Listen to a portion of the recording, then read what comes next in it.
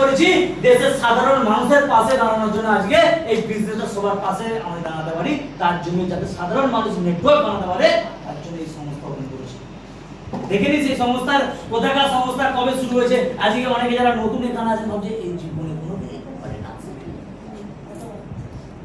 এটা কোনো কোম্পানি হলো নাকি AWPL।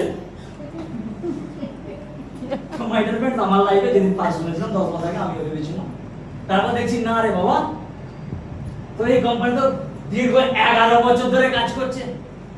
যেদিন 11 বছর সেলিব্রেশন মানেছেন মালয়েশিয়াতে, তখন বলছি 11 বছর পর যদি মালয়েশিয়া সেলিব্রেশন মানে 500 মানুষকে নি, তার মানে 500 লোক কেউ না কেউ তো 11 বছর কাজ করছে, তবে তো মালয়েশিয়াকে সেলিব্রেশন বানাচ্ছে।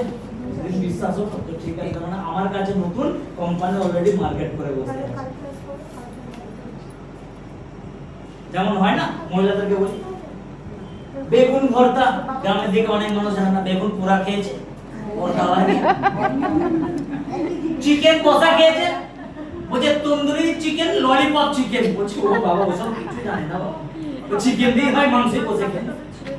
যারা নিজেকে আপডেট করেছে যে চলো আমি বাড়িতে চিকেন তন্দুরি বানাবো, চিকেন কি বললাম ওই 65 না আর কি সব আছে ওই সব বানাবো, তারা নিজেকে আপডেট করেছে, জানার চেষ্টা করেছে। তাহলে